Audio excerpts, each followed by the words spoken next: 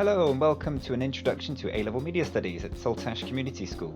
I'm Mr. Turner, Head of Media, and I'd like to take you on a whistle-stop tour of the course before giving you a chance to start thinking about some of the concepts we'll engage with in this subject.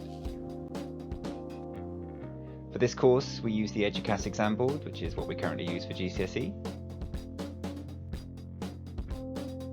The course has three components, 2 exams, components 1 and 2, and a practical unit, component 3, which is completed in class. First of all, for those of you who don't know what media studies is, I like to think about it as a way of studying the world, or precisely studying the people of the world from the messages they send to each other via television, the internet, film, radio, newspapers and magazines. In media studies we teach you the ways to decode these messages, to see what they tell us about the societies that created them, their values, power structures and their culture. So, for component 1 we will study a range of media texts from different time periods and countries, from advertising and marketing campaigns, music videos and newspapers, to film marketing, radio and video games. Through these texts we'll explore the following key concepts. Firstly, media language, how media texts are constructed and why. For instance, why is the director for Dizzy Rascal's song Dream chosen to make Rascal appear as if he is performing with a number of puppets on the piano of a middle-aged white woman? What does this video say about race relations and the role of black rap artists in a society dominated by white people, if anything? Representation, how do media texts construct ideas about the world? How may they stereotype certain groups and whose interests does this serve? So for instance, we study how the representations of gender and race have changed over the past 70 years and why. What do older texts tell us about the attitude towards sex and ethnicity? What do more modern media texts such as this advert for WaterAid tell us about today's attitudes? We'll explore issues such as feminism and colonialism, including a number of key cultural theorists. Media industries. Who produces media texts and how does this affect them? In this unit we will study the promotional materials for 2 films, Ryan Coogler's Black Panther and Ken Loach's I, Daniel Blake. Both films deal with important social issues. Panther explores issues relating to racism and colonialism, and Blake explores the impact of welfare cuts made by the Conservative government. But one is a major release from a large corporation and the other is a small independent film. How does this have an impact on these films themselves? What does this tell us about the film industry today? We will also study the newspaper industries, exploring the issue of why newspapers still matter, who owns them, and how this affects the way they present the news. We will also explore the issue of media audiences. Who consumes media? How are specific audiences targeted? Why may people respond differently to the same media text? We will also explore the issue of media effects. Do violent video games such as Assassin's Creed really encourage people to be violent themselves? We will also explore how, thanks to the internet, audiences are engaging with media text in ways that they haven't been able to before. And as the Component 1 exam will feature previously unseen media text, we'll also be analysing adverts, newspapers and music videos which you think are important or interesting. So who knows what else we will be studying next year. Here are the exam details for Component 1. Please feel free to pause here and take a look. For the Component 2 exam you'll be studying 6 texts, 2 television programmes, the BBC's Life on Mars and the Danish-Swedish collaboration The Bridge. You will also analyse an historical edition of Vogue magazine, as well as the Big Issue, 2 very different magazines for different audiences and with very different editorial stances.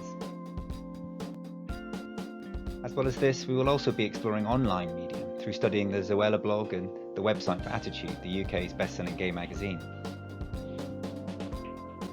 Again, here are the exam details for Component 2.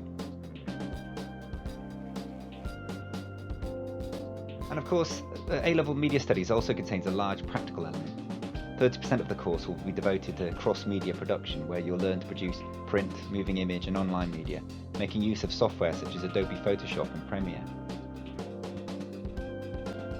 Our students have a track record of producing outstanding work for this unit, and you'll be fully supported through this creative process to design your own websites, posters, magazine covers, short videos, depending on which brief you choose, which the exam board will release in March 2021. Right, to get you thinking in preparation for this course, I'd like you to study the 2 newspaper covers from June 8th. Both papers cover the demonstrations in the UK protesting against racist violence sparked by the death of George Floyd in the USA. an African American who was killed by a group of white policemen, his death captured on video. During one protest in Bristol, the statue of Edward Colston was torn down. Colston was a slave trader, a leading figure in the transportation of an estimated 84,000 Africans, including children, as slaves. 19,000 died on the journey from West Africa to the Caribbean and the Americas. It was a known practice back then for ships to throw slaves into the sea if they ran low on supplies. He is revered in Bristol as upon his death he left his significant wealth to a great number of charities in the city, and there are a number of landmarks named after him there. What I'd like you to do is study these two front covers and answer the following questions. What are the similarities and differences between the two front covers? Which paper appears to be supporting the protesters and which is criticising them? How were these views communicated? Right-wing views support law and order as well as upholding traditions. Which paper would you say is more right-wing? What evidence do you have for this? Left-wing views support the idea of community and social responsibility, protecting the vulnerable, including those of ethnic and racial minorities. Which paper would you say is more left-wing? What evidence do you have for this? Research the Daily Mirror and the Daily Mail. Find out the following. What views are they known to promote?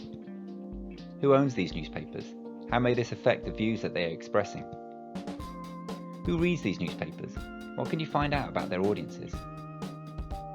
Do newspapers reflect reality fairly or accurately?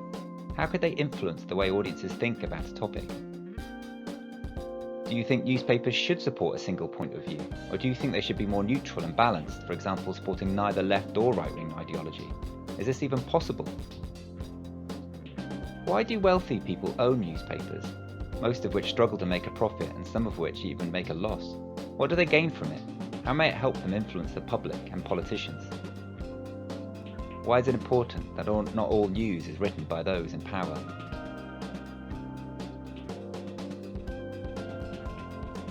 Please email your thoughts to me at mturner@salthashcloud.net, and please let me know if you have any questions yourselves. Please also follow us on Twitter to keep up to date with the latest media news. At the beginning of the course, you will each be issued with free textbooks introducing you to all of the key concepts and media theories. Please check the school website for work to complete over the summer holidays, making use of these. Have a wonderful summer, stay safe, and see you soon.